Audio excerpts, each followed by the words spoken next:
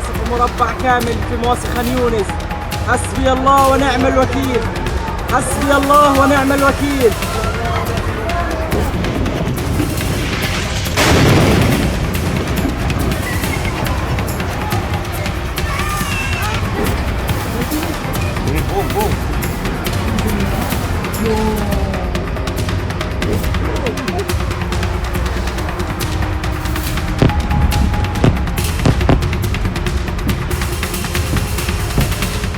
दोस्तों, अब इजराइल के अंदर खुद ही बेंजामिन नेतन्याहू को उनकी कुर्सी से हटाने की प्रक्रिया शुरू हो चुकी है। प्रक्रिया का मेरा कहने का मतलब यह है कि पहले जनता सड़क पर थी, फिर सेना के अधिकारी और जो सैनिक है वो नाराज हो गए, उनकी कैबिनेट मिनिस्टर के साथ साथ अब व्यापक स्तर पर यह ऐलान किया जा रहा है कि अगर देश को बचाना है, यानी इजराइल को बचाना है, तो यकीन मानकर चलिए सबसे पहले बेंजामिन नेतन्याहू को सत्ता से हटाना होगा, उनकी सरकार को गिराना होगा। यानी गृह युद्ध किसी भी वक्त छिड़ सकता है, लेकिन यह गृह युद्ध सिर्फ इजराइल तक सीमित रहेगा नहीं। इसके साथ साथ खबर यह है कि ईरान एक बहुत बड़ा हमला इजराइल पर करने जा रहा है, जिसका ऐलान कर दिया। यह ऐलान कैसे वक्त में और क्यों किया गया वो भी आपको दिखाने जा रहा हूं। इजराइल ने ऐसी कौन सी गलती की जिसके बाद ईरान बहुत गुस्से में है, और वहीं आपको दिखाऊंगा गजा के अंदर से निकली हुई कुछ और तस्वीरें भी, कैसे इजराइल अब भी मानने के लिए तैयार नहीं है। वो गजा में जो हमले कर रहा है, लेकिन एक झटका जो उसे गजा में लगा था वैसे ही झटके अब लेबनान में लगने लगे, जिसको लेकर अंदाजा लगाया जा रहा है जो ताकत हाल फिलहाल में हमास को मिली है, क्या वही ताकत हिजबुल्लाह को मिल गई है। नमस्कार, मैं हूं प्रज्वल गौतम और आप देख रहे हैं the live TV. The live TV, सच सबसे आगे। पहले कुछ शुरुआती तस्वीरें आपको दिखाने जा रहा हूं। ये गजा के अंदर की तस्वीरें, अलग अलग तस्वीरें हैं। पहले देखिए, एक भीषण धमाका। अब आप सोचिए इसका कितना व्यापक असर रहा होगा। हर तरफ धुआं ही धुआं। ये देखिए, ये एक तस्वीर निकलकर सामने आई। इसके अलावा ये देखिए एक और, एक के बाद एक हमला होता है। पहला हमला, फिर इसके बाद एक और हमला कर दिया जाता है। बताया गया कि 250 ऐसे थे। आईएएफ ने, इजराइल के जो एयरफोर्स है, उसने 250 टारगेट्स को हिट किया है गजा के अंदर एक हफ्ते के अंदर। देखिए कैसे एक के बाद एक हमले। ये देखिए एक और वीडियो उसी से जुड़ी हुई निकल कर आई। पहला एक धमाका, ये दूसरा, ये देखिए तीसरा, चौथा, पांचवा, छठा, एक साथ देखिए 6 अलग अलग धमाके यहां पर हुए। उसके बाद भी लगातार ये धमाके जारी रहे। ये कई धमाके वहां पर किए गए। बताया गया 250 टारगेट्स को हिट किया है गजा में, और ये एक हफ्ते के अंदर की गई सबसे भीषण कार्रवाई है। क्योंकि मैं आपको पहले ही बता रहा हूं कि लगातार दबाव बना हुआ है इजराइल पर अमेरिका का कि कैसे भी करके जल्द से जल्द सीज फायर करना है। वो सीज फायर कब होगा ये तो पता नहीं, क्योंकि पिछले 1 महीने से तो सीज फायर की कह रहे हैं। लेकिन देखिए अलग अलग जगह से वो धमाके की तस्वीरें निकलकर सामने आ रही। ये तस्वीरें निकलकर सामने आई। अब आइए एक और वीडियो आपको दिखा रहा हूं। गजा में देखिए,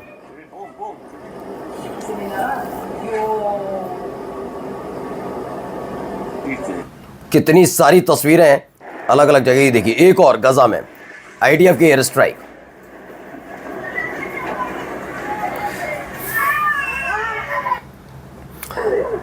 ये देखिए एक और गजा में धमाका। अलग अलग इसलिए तस्वीरें आपको दिखा रहा हूं। देखिए कितनी जल्दबाजी है इजराइल को कि हमले करते रहने चाहिए, क्योंकि कभी भी सीज फायर का ऐलान ना करना पड़े, क्योंकि इजराइल अमेरिका के सामने, अमेरिका की बात तो टाल नहीं सकता। इसीलिए दबाव बनाया जा रहा है कि गजा पर ज्यादा हंस कैसे रहे। सोचिए गजा पर हुए इन हमलों को देखकर कितने खुश हो रहे हैं।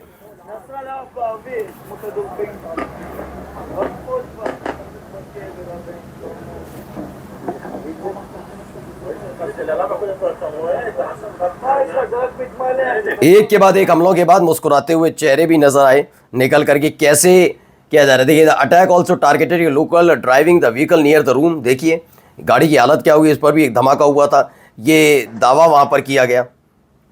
अब आइए एक खबर आपको दिखा रहा हूं। पहले इजराइल के अंदर क्या क्या हो रहा है, तो एक खबर निकलकर सामने आई है।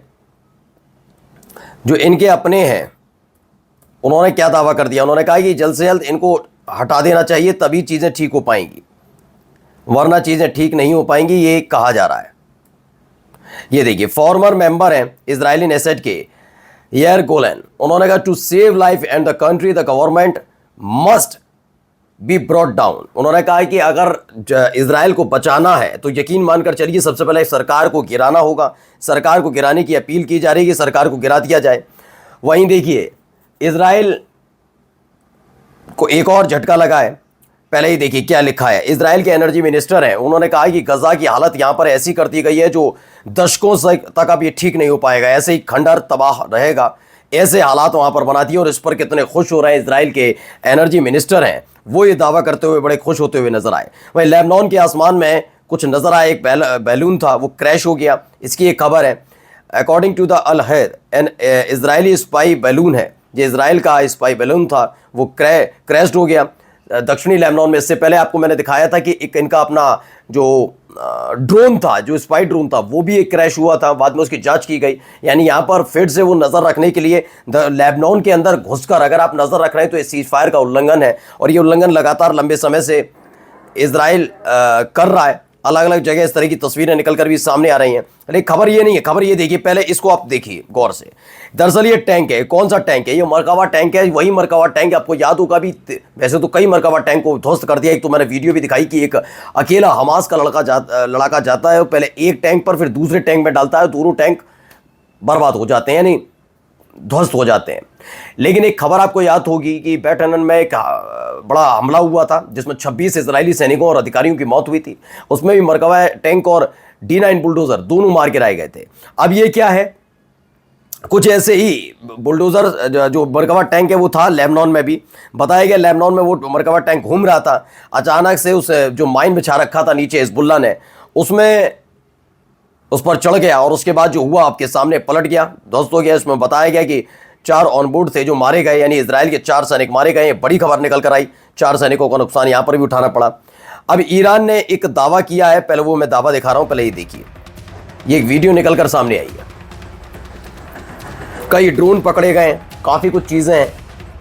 ईरान के अंदर मोसाद कैसे अपनी पैठ जमा रहा था, ड्रोन तैयार किए जा रहे थे और उसके बाद एक बड़े हमले की साजिश थी ईरान को दहलाने की, लेकिन वो ध्वस्त हो गई है। बहुत सामान यहां से बरामद हुआ है, कई बड़े बड़े उपकरण बरामद हुए हैं।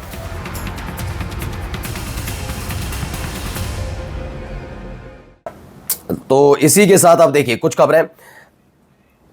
इसमें जो अगली खबर है वो ये है, इजराइल ने स्पेस एक्स के साथ पृथ्वी से 36,000 किलोमीटर ऊपर DROR-1 उपग्रह लॉन्च किया है। ये इजराइल की तकनीक दिखाने का है कि हमने कितने तकनीक में महारत हासिल कर ली है। ये खबर निकल कर आई। अब आइए देखिए, ईरान ने एक बड़ा दावा कर दिया। ईरान ने कहा जो इजराइल है वो सुपर नेचुरल पावर का इस्तेमाल कर रहा है वॉर में। No weapon that is form against 3 shall prosper. इसमें कहा गया सुपर नेचुरल पावर का इस्तेमाल लगातार इजराइल कर रहा है। ईरान का ये बड़ा दावा है। वहीं एक बड़ी धमकी भी इसे मान ली जाए, ईरान के एक बड़े अधिकारी हैं, उन्होंने एक धमकी दी। सीनियर ईरानियन ऑफिशियल है, अल जजीरा से बातचीत कर रहे थे। उन्होंने कहा जो प्रेसिडेंट पर हमला हुआ, आपको पता है कि मैंने खबर दिखाई थी, एक मीटिंग चल रही थी और उस मीटिंग में हमला हुआ था जब ईरान और इजराइल के बीच तनाव था। एक बिल्डिंग पर निशाना साधा गया था, उसमें कई अधिकारी भी थे और उसमें खुद राष्ट्रपति मौजूद थे। उनके पैर में चोट लगी, बच गए वो, लेकिन अब इसको भूला नहीं है। उन्होंने कहा है the attempt assassination of president Pezeshkian will not to unpunished, Israel will pay the price. उन्होंने कहा है कि जो राष्ट्रपति की हत्या की कोशिश इजराइल की तरफ से की गई है, इसे बख्शा नहीं जाएगा, इसे किसी भी कीमत पर बख्शा नहीं जाएगा और इसकी कीमत इजराइल को चुकानी होगी। यानी आने वाले वक्त में एक बड़ा हमला हो सकता है। और देखिए खबर नॉर्थ कोरिया से भी आ गई। नॉर्थ कोरिया ने कह दिया है साफ साफ, क्योंकि हाल ही में मैंने आपको खबर दिखाई थी कि अमेरिका कह रहा था जापान और ऑस्ट्रेलिया से कि तैयार रहिएगा युद्ध लड़ने के लिए, इस युद्ध में लड़ना होगा। जो अगर ताइवान पर चीन हमला करता है या उस पर कब्जा करने की कोशिश करता है तो आपको भी आना आगे होगा। जापान और ऑस्ट्रेलिया से कहा था। इस पर नॉर्थ कोरिया ने एक उल्टा जवाब दिया है। मसला तो चीन से था, लेकिन उन्होंने क्या कहा, उन्होंने कहा it is ready take military action against USA and Japan to counter security threats. उन्होंने कहा कि सिक्योरिटी थ्रेट्स का मसला है और इस मसले में अमेरिका और जापान दोनों को इसकी कीमत भुगतनी पड़ेगी अगर उन्हें चुनौती दी गई तो। नमस्कार।